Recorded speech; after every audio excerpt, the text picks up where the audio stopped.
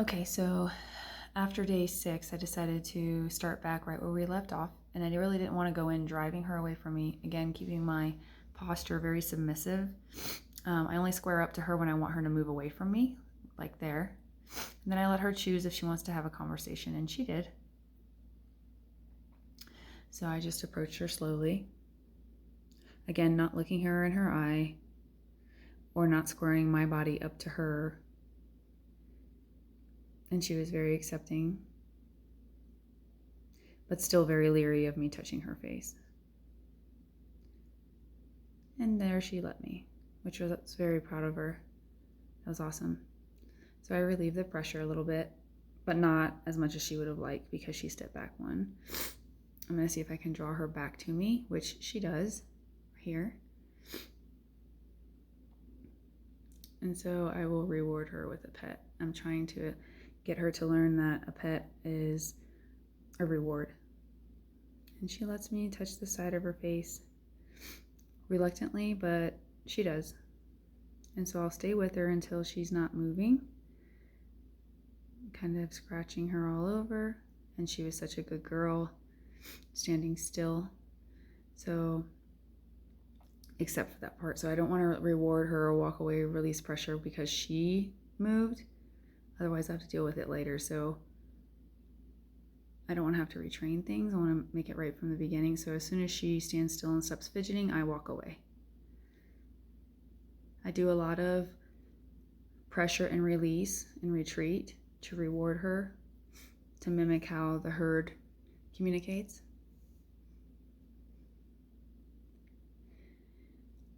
And again, picking up where we left off at the end of day 6, introducing the halter, letting her get used to what it looks like, smells like. And because she stuck her nose out and smelled it, I released the pressure right away.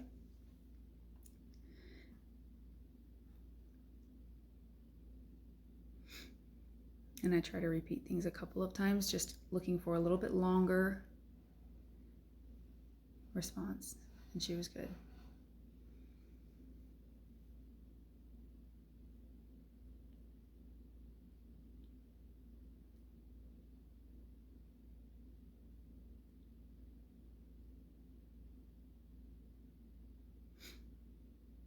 Flies were really bad that day. Since she held her nose out, I did rub her with the halter a little bit, and she was fine. So I released.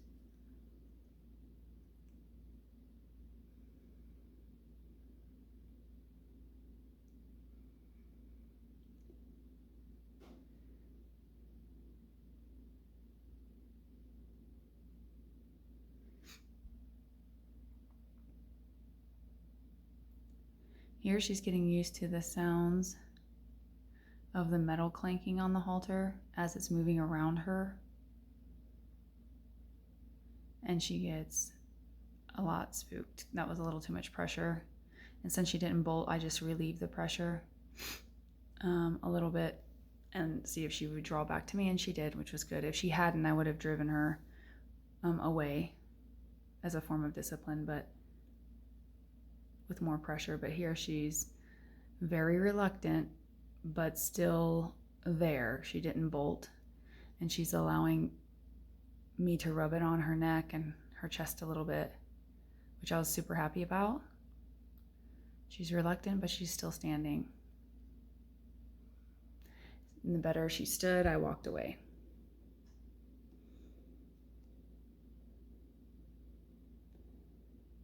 She likes this form of communication.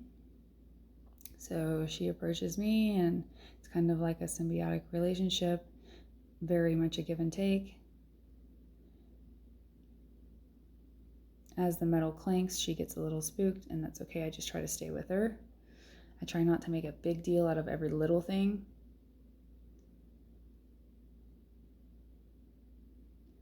And when she stands still, I'll walk away.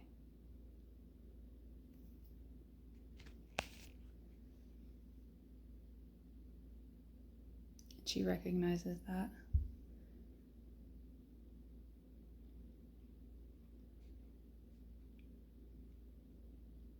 Here I made the mistake It's kind of cool. You can kind of see how body language makes a difference. I squared my shoulders to her and she immediately backed up. But then once I turned my flank back to her and did not look her in the eye, she remained to stand there. Standing to allow me to rub the halter, the noseband on her face.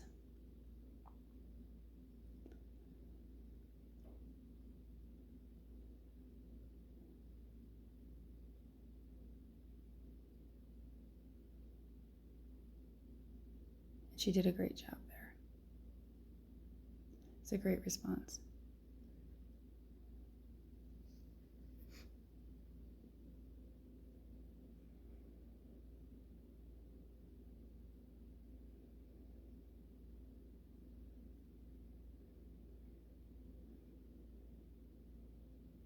She really prefers me in her left eye, so I try to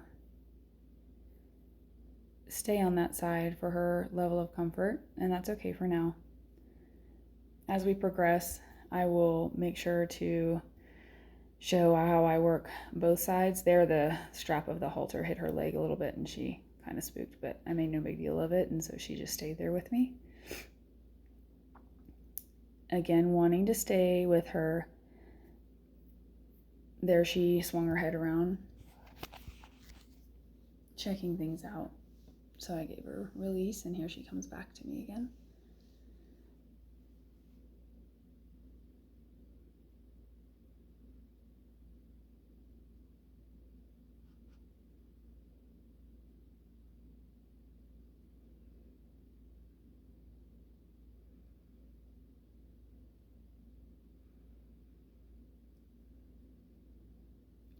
It's really unfortunate that this filly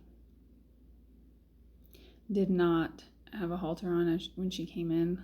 Usually with the Mustangs, the adopter brings their halter, the handlers put them through a chute, and then before they're loaded on the trailer, they halter them from above. That way nobody's hurt, and then you have that advantage going in.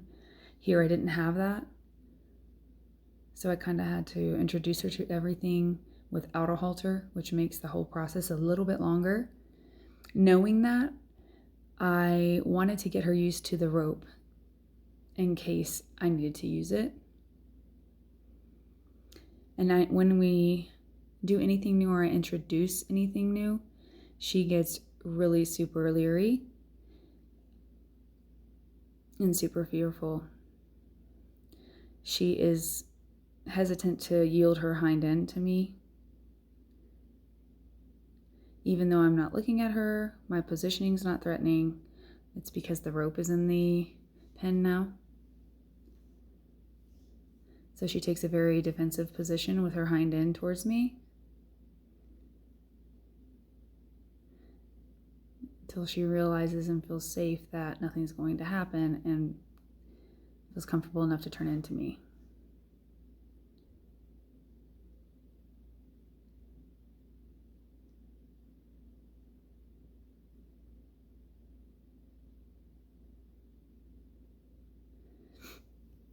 I kind of just ignore what she's doing and really work with getting this rope untangled.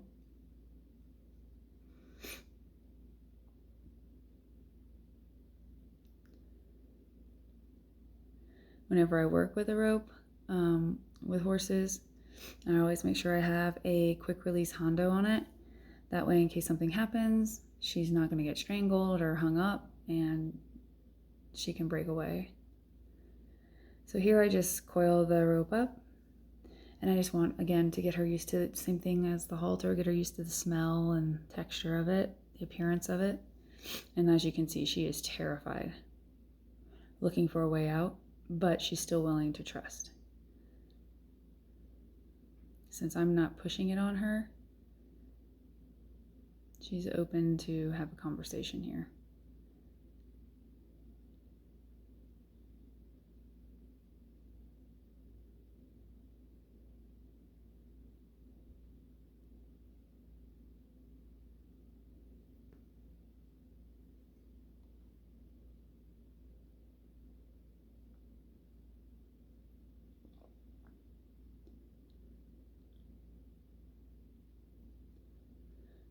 Again, just looking for her to stick her nose out and smell it.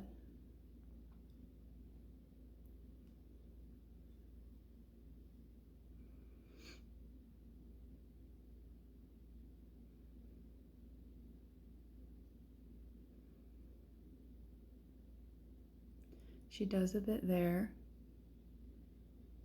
So I hold it a little bit longer till she gets a little bit closer.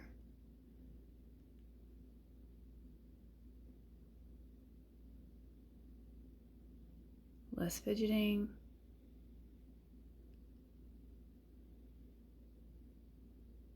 There. And I reward her for that by walking away.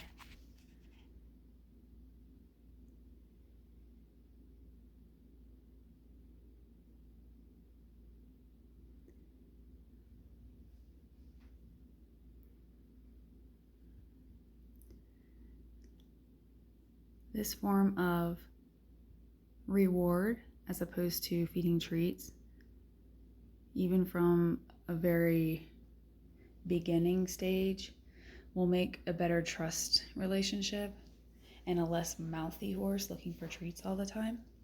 So just relieving the pressure as she does well is a good reward for her.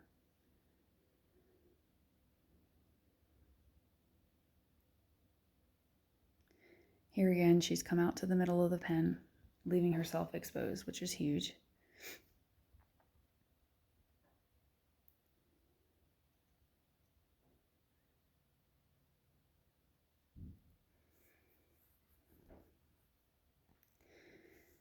And she's really inquisitive. Here, I rub it on her nose a little bit.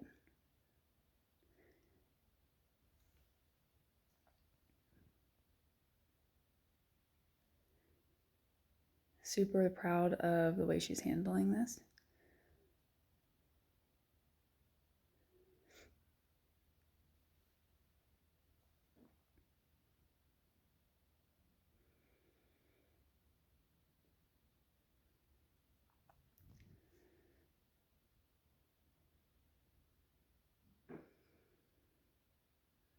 There, I rubbed it on the left side of her face a little bit. And on her nose again. She checks it out with her right eye that time, which I was really impressed with. She did a great job.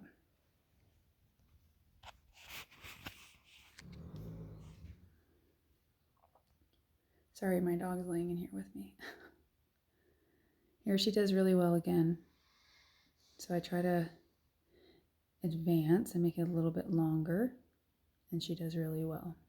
A little higher on her face.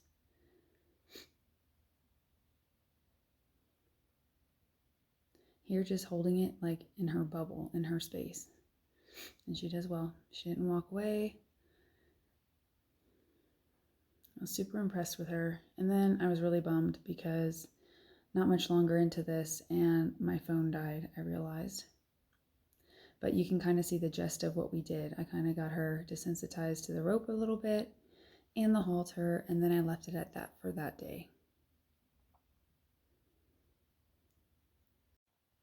So then the following day, I had Dr. Robinson come out. Here she's loading the dart gun to shoot Zahra because I can't get a halter on yet.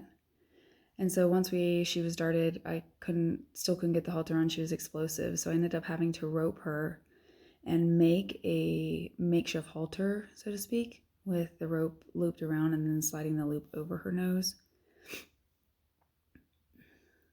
This way we were able to at least restrain her while Dr. Robinson could get in there and give her a shot of ketamine in order to knock her completely down.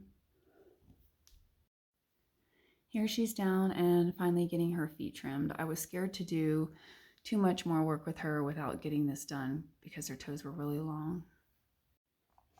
So here she's down, and I had the vet confirm her age, and she states that she's right at 3, so she's just a baby. That just determines that she was bred on her first cycle, and the foal that she had in the slaughter pen died probably due to health complications for this reason.